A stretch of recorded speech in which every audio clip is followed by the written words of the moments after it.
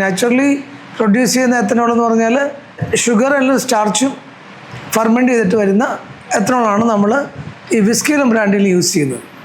വിസ്കിയും ബ്രാൻഡിയും produce ചെയ്യുന്ന സമയത്തെന്ന് വെച്ച് കഴിഞ്ഞാൽ ഹൈലി കോൺസെൻട്രേറ്റഡ് ആയിട്ടുള്ള എത്തനോൾ അത് ഡിസ്റ്റിൽ ചെയ്തിട്ട് അതാണ് ഒരു ഫൈനൽ സ്പിരിറ്റായിട്ട് മാറ്റുന്നത്.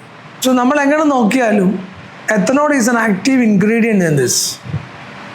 ഈ എല്ലാ ബീവറേജസ് എടുത്തു കഴിഞ്ഞാലും എത്തനോൾ വളരെ ആക്റ്റീവ് ആയിട്ടുള്ള ഇൻഗ്രീഡിയൻ്റ് ആണ്. പക്ഷേ it is not added in the pure form. It is created, it is refined during the production. ഇതാണ് അതിൻ്റെ ഒരു കോൺസെപ്റ്റ് എന്ന് പറഞ്ഞു കഴിഞ്ഞാൽ.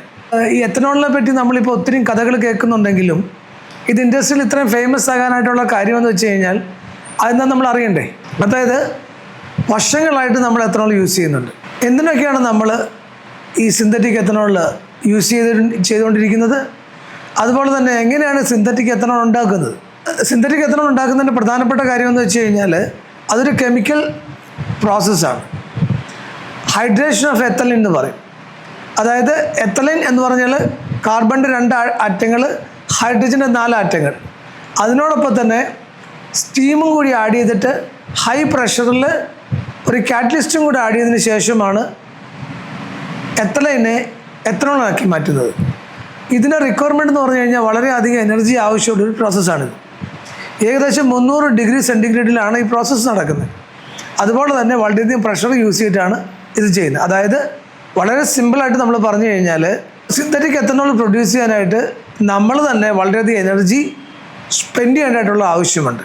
ഈ മെത്തേഡ് കൂടുതലായിട്ടും കാണുന്നത് ഇൻഡസ്ട്രിയൽ സ്കെയിൽ പ്രൊഡക്ഷന് വേണ്ടിയിട്ടാണ്. എന്തിനൊക്കെയാണ് ഈ സിന്തറ്റിക് എത്തനോൾ യൂസ് ചെയ്യുന്നത്? ഒരു ഇൻഡസ്ട്രിയൽ സോൾവെൻ്റായിട്ട് അത് യൂസ് ചെയ്യുന്നുണ്ട്. പെയിൻറ്റുകളിൽ ഏറ്റവും കൂടുതൽ യൂസ് ചെയ്യപ്പെടുന്ന ഒരു കാര്യമാണ് എത്തനോൾ. അതുപോലെ കോട്ടിങ്ങുകൾ, പല വിധത്തിലുള്ള കോട്ടിങ്ങുകൾ മാർക്കറ്റിൽ അവൈലബിൾ ആണ്.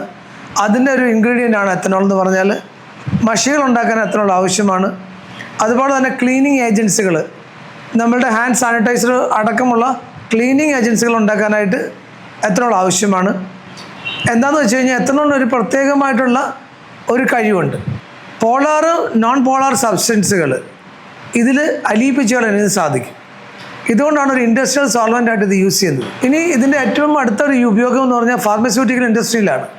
ഒരു പ്രിസർവേറ്റീവായിട്ടും സോൾവെൻറ്റുമായിട്ടാണ് മെഡിസിൻസിലും ആൻറ്റിസെപ്റ്റിക്സിലും ഉണ്ടാക്കാനായിട്ട് യൂസ് ചെയ്യുന്നത്. കോവിഡ് സമയത്ത് ഏറ്റവും കൂടുതലായിട്ട് കേട്ടിട്ടുണ്ട്.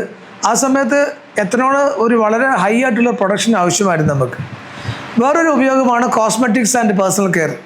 അതായത് പെർഫ്യൂമുകളിൽ, ഡിയോഡറൻസുകളിൽ, ഹെയർ പ്രൊഡക്റ്റുകളിൽ, അതുപോലെ തന്നെ ക്വിക്ക് ഇവാപ്പറേഷൻ ആവശ്യമുള്ള പല പ്രൊഡക്റ്റുകളുടെയും മെയിനായിട്ടുള്ള ഒരു ഇൻഗ്രീഡിയൻ്റ് ആണ് എത്തനോൾ. കാരണം ഇതിന് സോൾവെൻറ്റ് പ്രോപ്പർട്ടീസ് ഉണ്ട്.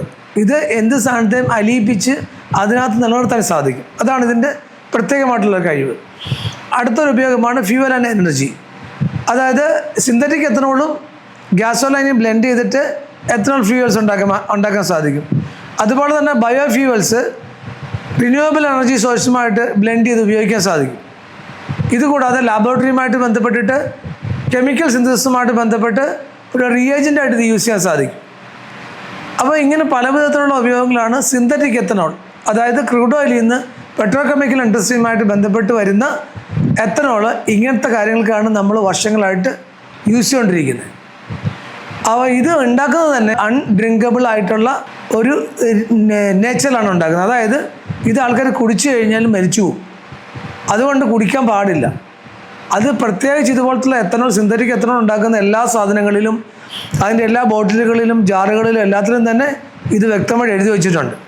ഈ സിന്തറ്റിക് ആയിട്ടുള്ള എത്തനോളിൻ്റെ ഒരു എൻവയോൺമെൻറ്റൽ ഇമ്പാക്റ്റ് എന്താണ്, എന്തുകൊണ്ടാണ് ബയോ എത്തനോളിനെ ആൾക്കാർ ഇപ്പോൾ പ്രിഫർ ചെയ്യുന്നത്?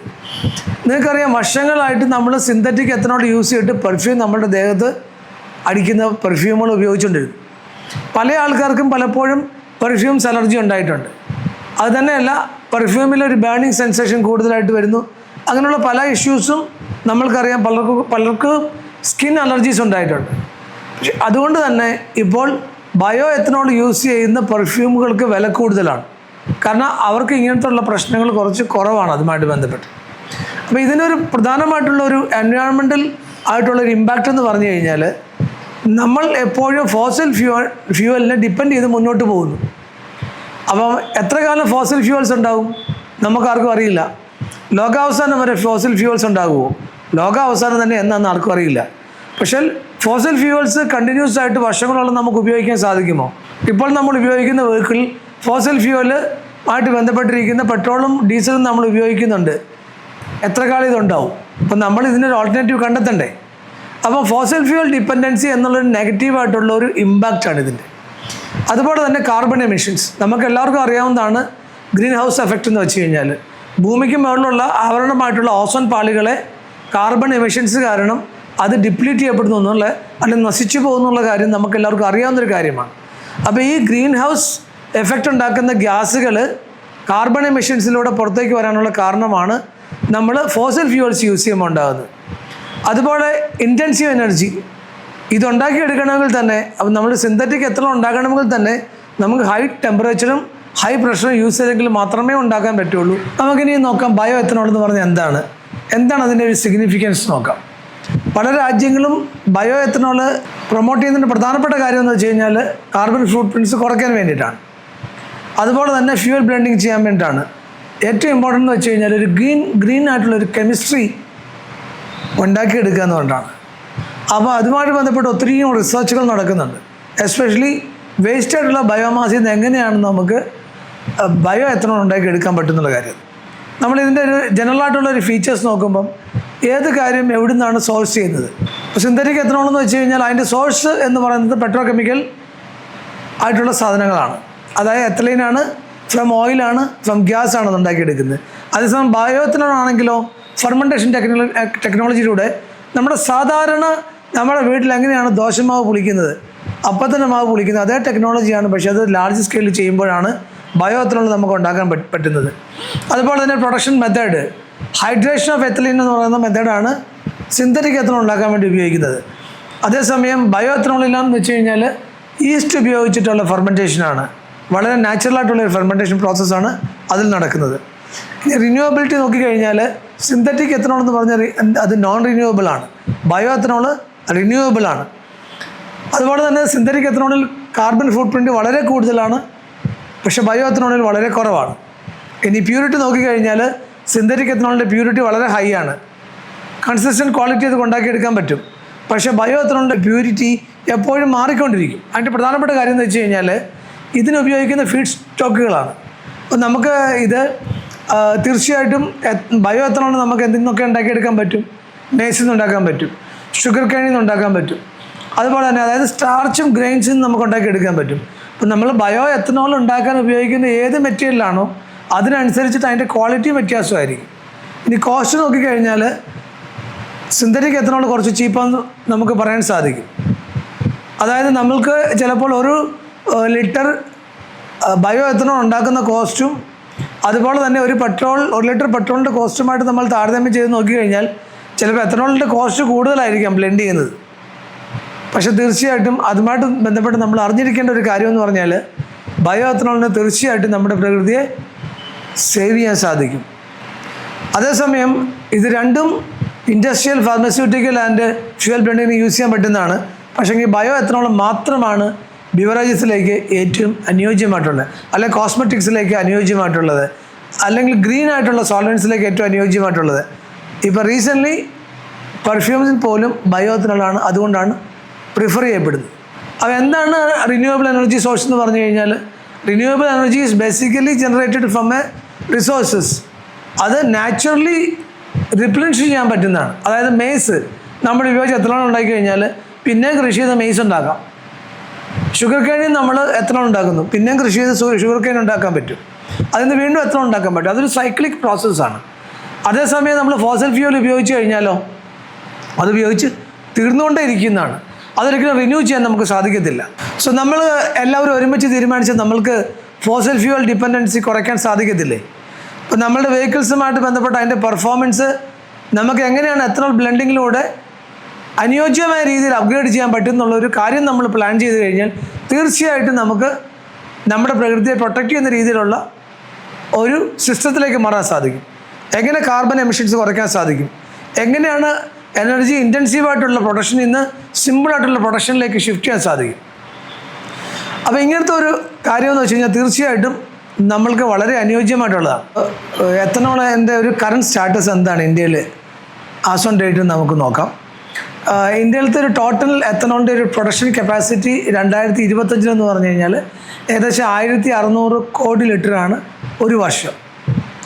അതുപോലെ തന്നെ 2025 ഫെബ്രുവരിയിൽ ടാർഗറ്റ് ചെയ്തിരുന്നത് 19.7% ബ്ലെൻഡിങ് ആയിരുന്നു. അത് ഇപ്പം നമ്മൾ ഓൾറെഡി ആ ടാർഗറ്റ് അച്ചീവ് ചെയ്ത് കഴിഞ്ഞു. ദാറ്റ് മീൻസ് നിങ്ങളെല്ലാവരും ഉപയോഗിക്കുന്ന വെഹിക്കിളിൽ പെട്രോളിൽ എത്തനോൾ ബ്ലെൻഡ് ചെയ്തിട്ടുണ്ടെങ്കിൽ ദാറ്റ് മീൻസ് നിങ്ങൾ അത്രയധികം നമ്മളുടെ മദർ നേച്ചറിനെ സപ്പോർട്ട് ചെയ്യുന്നു എന്നുള്ളതാണ് പ്രധാനപ്പെട്ട കാര്യം. കറൻ്റ്ലി 350 എത്തനോൾ പ്ലാന്റുകൾ അണ്ടർ പ്രൊഡക്ഷനിലുണ്ട്. 150 പ്ലാന്റുകളും ഇപ്പോൾ കൺസ്ട്രക്ഷനിലുണ്ട്. അതുകൂടാതെ ഇന്ത്യക്ക് ആക്ച്വലി ആവശ്യമായിട്ടുള്ള ഏകദേശം 1000-ഓളം എത്തനോൾ പ്ലാന്റുകളാണ്. ഇത് ഏറ്റവും കൂടുതലായിട്ട് നമുക്ക് കാണാൻ സാധിക്കുന്നത് മഹാരാഷ്ട്ര, ഉത്തർപ്രദേശ്, കർണാടക എന്നുള്ള ഏരിയകളിലാണ്. എവിടെയാണോ കൂടുതലായിട്ട് ഷുഗർ കെയിൻ പ്രൊഡക്ഷൻ ഉള്ളത്, എവിടെയാണോ ഏറ്റവും കൂടുതലായിട്ട് ഗ്രെയിൻ പ്രൊഡക്ഷൻ ഉള്ളത്, മെയ്സ് പ്രൊഡക്ഷൻ ഉള്ളത്, ആ സ്ഥലത്ത് ഏറ്റവും കൂടുതൽ സ്യൂട്ടബിളാണ് ഇങ്ങനത്തുള്ള ബിസിനസ്സുകൾ ചെയ്യാനായിട്ട്. ഇത് കൂടാതെ ബയോമാസ് ഉപയോഗിച്ചിട്ട് എത്തനോൾ പ്ലാന്റുകൾ നിർമ്മിക്കാനും സാധിക്കും. അതുമായിട്ട് ബന്ധപ്പെട്ട് കേരളം പോലുള്ള സംസ്ഥാനങ്ങളിലും അതിനുള്ള അവസരങ്ങളുണ്ട്. എങ്ങനെ നമുക്കത് ചെയ്യാൻ സാധിക്കുമെന്ന് നമുക്ക് നോക്കണം. ഇപ്പോഴത്തെ ഒരു കറണ്ട് മാർക്കറ്റ് സൈസ് നോക്കുകയാണെങ്കിൽ 65,000 crores ആണ് ഇന്ത്യയുടെ എത്തനോൾ മാർക്കറ്റ് സൈസ് എന്ന് പറയുന്നത്.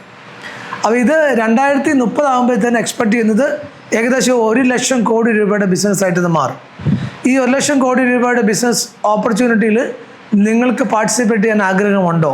സോ എത്രയാണ് ഒരു 100 KLPDയുടെ ഒരു പ്ലാന്റ് നിർമ്മിക്കുന്നതിന് എത്ര രൂപയാണ് വേണ്ടി വരുന്നത്? അപ്രോക്സിമേറ്റ്ലി ഇപ്പോഴത്തെ മാർക്കറ്റിലുള്ള ഇൻഫർമേഷൻ അനുസരിച്ചിട്ട് 150 കോടി മുതൽ 210 കോടി വരെ മുതൽ മുടക്കുള്ള വേണം ഒരു പ്ലാന്റിന്. ഇത്രയധികം ഇൻവെസ്റ്റ്മെൻറ്റ് കേട്ടിട്ട് അയ്യോ ഇതെന്നെക്കൊണ്ട് ചെയ്യാൻ സാധിക്കുമോ എന്ന് കരുതുന്ന ആൾക്കാരാണെങ്കിൽ നിങ്ങൾ ഈ വീഡിയോ ഇനി കണ്ടിട്ട് കാര്യമില്ല.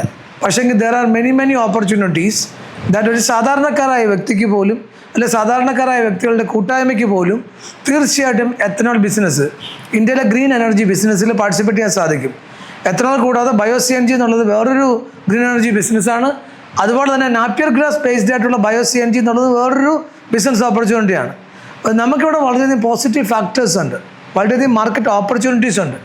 ഏറ്റവും ഇമ്പോർട്ടൻ്റ് എന്ന് വെച്ച് കഴിഞ്ഞാൽ ഗവൺമെൻറ് സപ്പോർട്ടാണ്. ഗവൺമെൻറ് ഓഫ് ഇന്ത്യ കൂടുതലായിട്ട് എത്തനോൾ പ്ലാന്റുകൾ വരാനായിട്ട് അവർ വേണ്ട സഹായങ്ങൾ ചെയ്യുന്നു എന്നുള്ള പ്രധാനപ്പെട്ട കാര്യമാണ്. Of course there are lot of contradictions are happening in the market now. പക്ഷേ എന്നാലും ഇതിൻ്റെ മാർക്കറ്റ് ഓപ്പർച്യൂണിറ്റി വളരെയധികം കൂടിക്കൊണ്ടിരിക്കുകയാണ്. രണ്ടാമത് ഫീഡ് സ്റ്റോക്ക് ഡൈവേഴ്സിറ്റി എന്ന് പറയും. അതായത് നമുക്ക് ഡ്യുവൽ ഫീഡ് സ്റ്റോക്ക്, 2 തരത്തിലുള്ള ഫീഡ് സ്റ്റോക്കുകൾ ഉപയോഗിച്ചിട്ട് നമുക്ക് പ്രൊഡക്ഷൻ ചെയ്യാൻ പറ്റുന്ന രീതിയിലുള്ള പ്ലാന്റുകളാണ് ഇപ്പോൾ ഇന്ത്യയിൽ നിർമ്മിച്ചു വരുന്നത്. അതായത് അതിൽ ഷുഗർ കെയിനിൽ നിന്ന് നമുക്ക് ഉണ്ടാക്കാൻ പറ്റും, അല്ലെങ്കിൽ മൊളാസസിൽ നിന്ന് ഉണ്ടാക്കാൻ പറ്റും, അതുപോലെ തന്നെ നമ്മൾക്ക് ഗ്രെയിനിൽ നിന്ന് ഉണ്ടാക്കാൻ പറ്റും. അതായത് 365 ദിവസവും ഒരു എത്തനോൾ പ്ലാന്റ് റൺ ചെയ്യാം. ഒരു എത്തനോൾ പ്ലാന്റ് 365 ദിവസം 100 KLPD കപ്പാസിറ്റിയുള്ള പ്ലാന്റ് റൺ ചെയ്ത് കഴിഞ്ഞാൽ ബേസിക് ആയിട്ടുള്ള റവന്യൂ എന്ന് പറയുന്നത് 200 കോടിക്ക് മേളിലാണ്. അതുപോലെ തന്നെ ഇതിൻ്റെ ബൈ പ്രൊഡക്ട്സ് കൂടി വിൽക്കാൻ നമുക്ക് സാധിക്കുകയാണെന്നുണ്ടെങ്കിൽ 60 കോടി രൂപ അഡീഷണൽ ആയിട്ടുള്ള ഇൻകമാണ്. അതായത് that is giving A clear understanding that ഒരു ഫാക്ടറി ബിൽഡ് ചെയ്ത് 12 മാസം കൃത്യമായിട്ട് പ്രൊഡക്ഷൻ നടക്കുകയാണെന്നുണ്ടെങ്കിൽ അടുത്ത വർഷം അതിൻ്റെ സാധാരണ വാല്യുവേഷൻ എന്ന് പറഞ്ഞാൽ 450 കോടിയാണ്. ഇപ്പോൾ 1 ലിറ്റർ എത്തനോളിന് 56 രൂപയുണ്ട്. മേസ് എന്നുള്ളതാണെങ്കിൽ അപ്രോക്സിമേറ്റ്ലി 78 രൂപ പെർ ലിറ്ററിന് കിട്ടുന്നതാണ്. ഇനി ഇതുകൂടാതെ വേറെ ഓപ്പർച്യൂണിറ്റീസ് ഉണ്ട്. എങ്ങനെയാണ് ബയോ എത്തനോളിൽ നിന്ന് നമുക്ക് ഫാർമ എത്തനോൾ എങ്ങനെ ഉണ്ടാക്കിയെടുക്കാൻ പറ്റും, എങ്ങനെ പെർഫ്യൂം ആൽക്കഹോൾ ഉണ്ടാക്കിയെടുക്കാൻ പറ്റും, ഇതെല്ലാം വളരെയധികം ചലഞ്ചിങ് ആയിട്ടുള്ള ബിസിനസ് ഓപ്പർച്യൂണിറ്റീസ് ആണ്. ശരിക്കും ഫാർമ എത്തനോൾ മാനുഫാക്ചറിങ് യൂണിറ്റിന് ഇത്രയധികം കോസ്റ്റൊന്നും വരുന്നില്ല, വളരെ നിസ്സാര ചിലവിൽ ഉണ്ടാക്കിയെടുക്കാൻ പറ്റുന്നതാണ്. പെർഫ്യൂം ആൽക്കഹോൾ ഉണ്ടാക്കാൻ പറ്റുന്ന യൂണിറ്റ് ഉണ്ടാക്കണമെങ്കിലും വളരെ നിസ്സാര ചിലവിൽ ഉണ്ടാക്കാൻ പറ്റുന്നതാണ്. സോ ഗവൺമെൻറ്റിൻ്റെ സപ്പോർട്ട് എന്നുള്ളത് വളരെയധികം ഇമ്പോർട്ടൻ്റ് ആണ്. ഫീഡ് സ്റ്റോക്കിൻ്റെ ഡൈവേഴ്സിറ്റി എന്നുള്ളത് നമ്മൾക്ക് ഏറ്റവും കൂടുതൽ അനുഗ്രഹിക്കുന്ന കാര്യമാണ്. അതുപോലെ തന്നെ ഇന്ത്യയിലെ പല സ്റ്റേറ്റ് ഗവൺമെൻറ്റുകളും മേസിൻ്റെ കൾട്ടിവേഷൻ കൂടുതലായിട്ട് ചെയ്യാനായിട്ട് ഫാർമേഴ്സിനോട് പറയുന്നുണ്ട്. അതായത് ഫാർമേഴ്സിന് ഇതൊരു അനുഗ്രഹമാണ്. കൂടുതൽ കൃഷി ചെയ്യാനുള്ള ഓപ്പർച്യൂണിറ്റി, കൂടുതൽ വരുമാനം ഉണ്ടാകാനുള്ള ഓപ്പർച്യൂണിറ്റി. അത് ഷുഗർ കെയിൻ ആണെങ്കിലും ഗ്രെയിൻ ആണെങ്കിലും. റൈസിങ് ഡിമാൻഡ് എന്ന് പറഞ്ഞു കഴിഞ്ഞാൽ 20% ആണ് അപ്രോക്സിമേറ്റ്ലി ഇന്ത്യയിൽ ഇപ്പോൾ വന്നുകൊണ്ടിരിക്കുന്നത്. അതായത് ഇപ്പോൾ 400 മുതൽ 500 കോടി ലിറ്ററിൻ്റെ ഡെഫിസിറ്റ് ഇന്ത്യയിൽ അനുഭവിക്കുന്നുണ്ട്. അതായത് നിങ്ങളോ നിങ്ങളുടെ സുഹൃത്തുക്കളോ നിങ്ങൾക്കറിയാവുന്ന ആൾക്കാരോ നിങ്ങളുടെ കൂട്ടായ്മകളോ ഒരു എത്തനോൾ പ്ലാന്റോ അല്ല എന്നുണ്ടെങ്കിൽ ഏതെങ്കിലും ഗ്രീൻ എനർജി പ്ലാന്റോ ഇന്ത്യയിൽ നിർമ്മിക്കുകയാണെന്നുണ്ടെങ്കിൽ അതിന് സഹായകരമാകുന്ന ഒത്തിരിയധികം ഓപ്പർച്യൂണിറ്റീസ് ഇൻക്ലൂഡിങ് ബാങ്ക് ലോൺസ് ഉണ്ട്, അതുപോലെ സബ്സിഡീസ് ഉണ്ട്, ഗ്രീൻ ഫണ്ടിങ് പ്രോഗ്രാമുകളുണ്ട്, വളരെയധികം പ്രോഗ്രാമുകൾ നിങ്ങളെ support ചെയ്യാനായിട്ടുണ്ട്.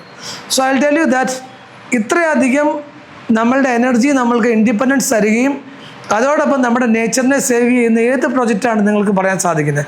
Solar energy is one of the category, it's a different thing. So ultimately I can say that it reduces carbon emissions by up to 35%, supports farmers through better prices, encourages rural industrialization and job creation, and improves India's energy security. Are you ready to support India's energy security? അങ്ങനെയാണെന്നുണ്ടെങ്കിൽ നിങ്ങൾക്ക് എൻ്റെ അടുത്ത വീഡിയോയിൽ എങ്ങനെയാണ് ഒരു ethanol plant അല്ലെങ്കിൽ പുതുതായിട്ട് വരുന്ന ബയോസിഎൻജി പ്ലാന്റ് അല്ലെങ്കിൽ ഒരു നാച്ചുറൽ ഗ്യാസ് ബേസ്ഡ് ബയോസിഎൻജി പ്ലാന്റ് എങ്ങനെ നിർമ്മിക്കാം, എങ്ങനെ ലാഭകരമായിട്ട് നടത്താം, എങ്ങനെ ഒരു ഇന്ത്യയുടെ ഇൻഡസ്ട്രിയലൈസേഷൻ്റെ ഭാഗമാകാം, എങ്ങനെ സ്ഥിര വരുമാനം ലോങ് ടൈമിലേക്ക് ഉണ്ടാക്കിയെടുക്കാൻ സാധിക്കും, ഇത് തീർച്ചയായിട്ടും അറിയാൻ സാധിക്കും. Thank you very much for watching my video. Have A nice day.